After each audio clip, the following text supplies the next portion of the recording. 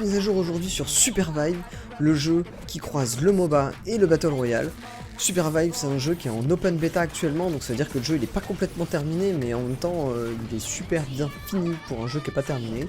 Aujourd'hui on a sur une grosse mise à jour du 8 janvier 2025, donc ça vient tout juste de sortir les amis. Vous allez voir, c'est super intéressant, on va voir ensemble, on va lire le patch note, ensuite on va aller voir le trailer, et enfin on va checker un petit peu sur l'écran de jeu directement qu'est-ce qui a changé, qu'est-ce qui est nouveau, et qu'est-ce qui est intéressant de comprendre pour cette mise à jour. Donc allez, c'est parti ensemble, on va regarder ça. Déjà, on peut voir que sur ce patch note, il y a pas mal de choses. Comme vous pouvez le voir, le patch, c'est pas, voilà, c'est pas un petit bout de pavé, il y a vraiment 1000 trucs à lire. Donc moi, je vais vous en faire un petit résumé ici pour que on passe pas 3 heures dessus non plus. Donc déjà, faut savoir que eux, ils appellent ça saison 0. C'est un nouvel arc en fait qu'ils mettent en place, donc il va durer 3 mois pour le moment. Et en fait, cet arc, il va permettre de récolter en fait des statistiques pour les développeurs et ainsi définir en fait à l'avenir ce qu'ils veulent en faire. Sachant que la release, elle a été prévue pour juin 2025 à la base. Pour l'instant, ils disent que tant que le jeu leur satisfait pas, de toute façon, ils vont pas sortir le jeu et quelque part, c'est tant mieux. Ils écoutent beaucoup la communauté de joueurs, donc si vous jouez au jeu, n'hésitez pas à participer dans le Discord qui est super accessible. Vous pouvez voilà, donner vos retours. Donc là, dans cette mise à jour, on peut voir déjà qu'on a un nouveau personnage. Ici, on a Bibo, un nouveau chasseur. Alors, c'est un nouveau personnage plutôt complexe à jouer, mais on va revenir dessus après. On peut voir qu'il y a un nerf de brawl, un brawl, le brawler, comme on pourrait l'appeler. C'est un attaquant qui est au corps à corps, qui fait très très mal, et toute la communauté demandait à ce qu'il soit nerf parce qu'il est insupportable en game. On a aussi des petits changements pour Hudson, celui qui a la grosse mitrailleuse. Maintenant... Hudson, en fait, c'était très très léger changement. C'est au niveau de son chargeur, le fait qu'en fait, voilà, il avait été nerf en fait à la dernière mage et du coup son chargeur en fait faisait que on avait un peu peur d'aller au corps à corps avec lui parce que c'était un peu facile pour lui. Bon, ça n'a pas trop changé ça, mais en tout cas, il a eu un léger up qui permettrait de rééquilibrer le nerf qu'il lui avait mis la dernière fois. Ce qui est super intéressant maintenant, c'est au niveau des objets. Au niveau des objets, on a plusieurs systèmes qu'ils ont mis en place. Désormais, maintenant, il n'y a plus... il y a toujours les boutiques en partie, mais vous avez une boutique accessible tout le temps. C'est-à-dire que vous pouvez appuyer sur V par défaut, et vous allez accéder à une boutique. Donc vous avez tous les objets qui sont inscrits dedans. Et dans chaque partie, il y aura des objets exotiques, donc les meilleurs objets du jeu, qui seront disponibles à certains moments, à chaque partie différente. Vous avez aussi un changement au niveau des objets que vous prenez au début. Vous savez, quand vous prenez soit attaquant, mix ou tank, vous avez des objets. Et bien ces objets-là, dans les améliorations qu'ils ont, vous avez maintenant ce qu'on appelle des objets à évolution déformée. En fait, l'évolution déformée, c'est une quatrième possibilité que vous allez pouvoir prendre qui va vous donner aléatoirement en fait des bonus. Donc vous avez 75% de chance que ça vous donne un passif issu des autres objets bleus. Vous avez 20% de chance que ça vous donne des statistiques supplémentaires tirées en fait du passif de base de l'objet en question. Et vous avez 5% de chance qu'il y ait un passif légendaire. Et donc là, ça peut être ce qu'ils appellent voleur d'âme planeur et trailblazer. Et ça, pour l'instant, on ne sait pas ce que c'est. Donc tant qu'on n'est pas en jeu en tout cas. Donc voilà, donc là la boutique mondiale qui va vous permettre d'acheter des trucs tout le temps et depuis n'importe où. Dans les boutiques classiques, il y aura toujours des objets, mais là il y aura des objets peut-être plus spécifiques, notamment les objets exotiques pourront être dedans, parce que maintenant on sait qu'il y aura 8 objets exotiques de disponibles par partie, et ça c'est super intéressant pour savoir où faire quoi en fait. Au niveau des impulsions sonores, on peut voir qu'il y a des changements. Vous savez, les petits ronds blancs que vous avez sur la minimap, en fait, ces petits ronds blancs, ils permettaient pour les nouveaux joueurs, notamment, qui n'avaient pas l'habitude de ce genre de jeu, et ça, c'est tant mieux quelque part, c'est pour attirer les nouveaux joueurs, d'avoir en fait une information sur la minimap, notamment de où sont les ennemis. Normalement, vous faites attention au son pour voir s'ils viennent à droite, à gauche, en haut, en bas, etc. Sauf que c'est vrai que pour les gens qui n'ont pas l'habitude de ce genre de jeu-là, c'est un petit peu compliqué, donc ils avaient mis ça en place, c'est plutôt intéressant. Ça permet d'avoir une double lecture du jeu, parce que vous avez toujours le son qui est disponible, mais là vous aviez aussi les ronds blancs. Alors ils ont légèrement nerf ça, c'est-à-dire que maintenant les ronds blancs ils apparaissent plus à partir d'une certaine distance, c'est plutôt pas mal, ça a réduit ça, et puis si c'est des sons faibles, et s'ils sont en bout de distance par rapport à vous, ils apparaîtront pas du tout, donc ça c'est plutôt une bonne chose. Comme je disais, on sait maintenant le nombre de légendaires et d'exotiques qu'il y a par partie, donc il y aura 4 exotiques et 8 en tout. Au maximum, en fonction aussi des cartes et des événements de cartes qu'il peut y avoir. Vous avez des raretés d'objets maintenant qui ont été remis. Pour les crochetages de coffre-fort, ils ont mis une obélisque voilà, qui peut infliger la moitié des dégâts sur un coffre-fort quand il est détruit. Donc ça, à voir ce que ça donne en jeu. Pour le revival, donc on réapparaît sur ses alliés au début de partie, c'est assez laissé, pour l'instant ils comptent pas le changer. Ils ont modifié un petit peu la furtivité, où maintenant vous avez un certain temps, ou alors dès que vous faites une action, ça vous fait sortir de la furtivité. Vous avez des nouveaux pouvoirs, à voir en jeu ce que ça donne. Vous avez des changements au niveau de la tempête. Vous avez maintenant, dans les événements de cartes, vous avez deux nouveautés. Vous avez portail instable, donc ça va faire apparaître des portables un peu n'importe où sur la map. Et vous avez des baies en plus grande fréquence aussi dans les buissons. Donc ça, c'est pas pour toutes les parties, hein, ce sera que pour certaines parties. Il y a des nouveaux endroits sur la map, donc ça c'est super intéressant à voir ce que ça donne. On va aller voir un petit peu dans le trailer tout à l'heure.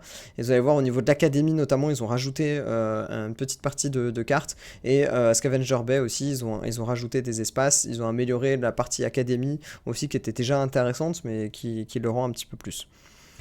Là, au niveau de la progression, donc ils ont rajouté un Battle Pass qu'il n'y avait pas avant. Donc maintenant, vous pouvez avoir un Battle Pass qui va à l'infini. Donc vous avez des bonus quoi qu'il arrive. Ce Battle Pass, il vous est quasiment remboursé en fait en points Vive, donc les points du jeu.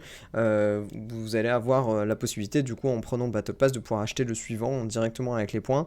Donc ça, c'est très intéressant. Donc voilà. Si jamais vous jouez pas pendant un certain temps et que vous rejouez, le Battle Pass vous donne un bonus d'XP pour pouvoir réussir à rattraper un petit peu ça. Ça vous oblige pas à passer votre temps dans le jeu. Très très bien, c'est super intéressant ça pour un jeu qui démarre et qui incite aussi à revenir même si on passe pas tout son temps dessus. Ils ont réinitialisé le classé, ils ont doublé les points nécessaires pour passer d'un niveau à l'autre. Hein. Donc avant c'était 100 points pour passer de hors 1 par exemple, enfin de hors 2 à 1 par exemple. Donc maintenant il vous en faut 200 pour passer. Et ils ont légèrement changé le système de points. Ils favorisent énormément le rang aussi que vous allez obtenir devant la partie plus que les kills. Même si les kills sont toujours très importants. Donc ils ont fait un mix des deux on va dire. Hein. Il y a des récompenses de classé maintenant. Donc la saison classée se terminera dans 3 mois, à partir de maintenant, donc au mois de mars du coup. Ils sont en train de modifier aussi le chat pour qu'il y ait maintenant un chat plus accessible pour ceux qui ne veulent pas être en vocal ou ceux qui ne sont pas sur Discord. Hein. Regardons ensemble le trailer. Donc présentation un peu du nouveau personnage, hein, Bibo.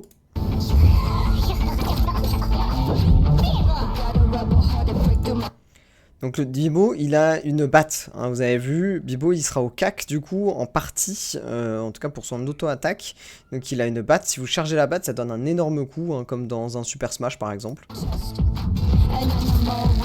Vous pouvez faire tomber du coup des événements, enfin du décor. Vous avez aussi un lance-pierre sur lequel vous pouvez changer en fait les effets qu'il y a dans le lance-pierre, vous avez vu.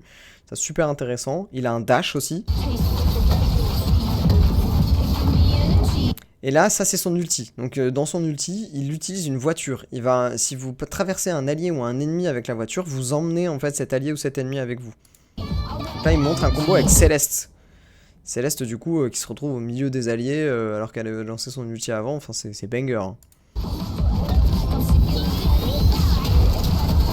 Et vous voyez, les alliés, ils peuvent utiliser leurs attaques aussi dedans. Donc c'est un gros teammate avec beaucoup de combotage à faire.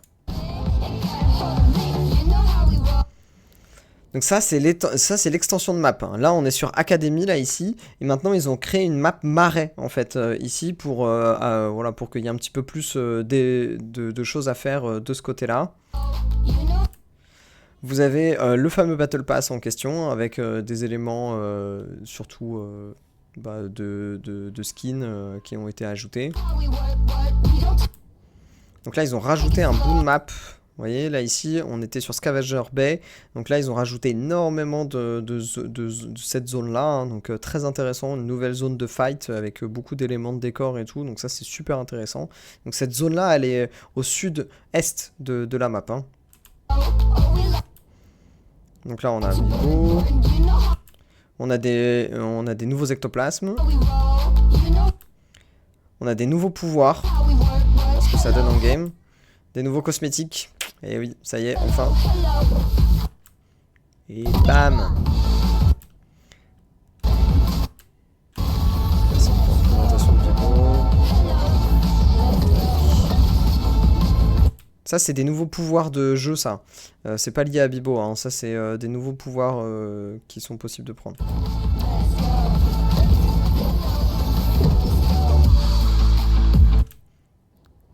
Donc ça, c'est les équipements évolutifs, ça c'est ce que je vous expliquais tout à l'heure. Le rework du coup des items exotiques, donc il y a des nouveaux items avec des changements pour certains. Voilà, le shop qu'on a accès sur toute la map, des nouveaux pouvoirs. Voilà, des nouveaux changements de map, d'événements de map. On a Brawl qui a été nerf. Et des missions de saison. Des nouvelles anomalies de map. Et bien plus encore. Voilà, ça c'était pour le trailer de lancement. Donc je vais vous montrer maintenant en jeu en fait ce que ça donne. Donc quand vous arrivez sur l'interface de jeu, vous avez des éléments déjà nouveaux. Donc vous avez le Battle Pass qui est ici, qui est accessible. Donc quand on ouvre le Battle Pass, là on voit tous les niveaux en fait qu'on peut avoir. Alors évidemment vous avez des parties gratuites comme dans tous les Battle Pass, ou alors si vous payez, donc là c'est le ticket, là quand vous payez vous aurez tout ce qu'il y a en payant. Et vous pouvez avoir des points, des récompenses gratuites hein, bien sûr. Vous avez aussi le reset hein, du classé. Donc là, vous allez recommencer tout en bas. Vous avez les nouveaux événements de saison. Donc là, vous avez des choses à faire pour pouvoir gagner de l'XP. XP qui va être valable à la fois pour vos maîtrises de chasseurs. Hein, pour par exemple là la maîtrise de Void là, que j'ai là, si je gagne des points grâce aux événements, bah, ça va me permettre d'augmenter cette maîtrise et ça me permettra aussi d'augmenter ma maîtrise de chasseur là ici qui actuellement va jusqu'au niveau 56 du coup. Hein. Donc on va checker un petit peu Bibo là, ses sorts. Donc comme je vous disais, on peut voir sur sa batte en fait, donc ça c'est son auto-attaque. Vous allez pouvoir donner un coup de batte et si vous maintenez, vous allez charger un coup puissant pour infliger beaucoup plus de dégâts, repousser la cible et l'étourdir si vous le tapez dans un mur. Alors, vous pouvez toucher les ectoplasmes et sa bombe aussi, vous pouvez envoyer sa bombe. Bombe qui est ici. Appuyez là, ici, appuyez pour lancer une bibombe et appuyez de nouveau pour la faire exploser. Là, on est un peu sur le même principe que Void ou certains autres personnages.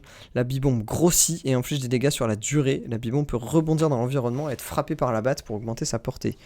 Au niveau 2, on a plus 25 dégâts et au niveau 3, restitue 20% du délai de récup par cible touchée. Ça c'est énorme hein, parce que là on est quand même sur un délai de récupération assez court en plus.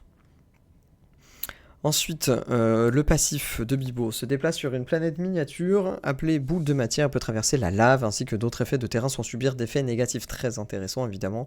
10% plus léger que les autres chasseurs, donc les impulsions l'affectent davantage. On a sur son clic droit, le clic droit, donc là vous appuyez pour lancer un projectile avec la fronde, hein, on l'a vu tout à l'heure, la fronde, ça peut, vous pouvez avoir plusieurs types de projectiles différents. Donc si on reste appuyé, on passe du coup d'un projectile à l'autre. Crée une zone incandescente pour le premier en feu qui inflige des dégâts et applique anti-soin. La glace, ça entrave les ennemis. Crée une plateforme de glace en cas d'utilisation au-dessus des abysses. Projectile de soin, tire un projectile régénérant qui soigne les alliés, touche un ennemi ou un mur. Envoie le projectile sur le sol et soigne le joueur qui le ramasse. Bon, ça c'est super intéressant. N'inflige aucun dégât avec attraction, mais s'il touche un ennemi, ce dernier est attiré vers vous, et s'il touche un objet, Bibou est attiré vers lui. Ok, super. Super projectile, un projectile explosif qui inflige 3 fois plus de dégâts et repousse avec les forces ennemies. Ah, ça c'est stylé, hein. 1% de chance d'être lancé.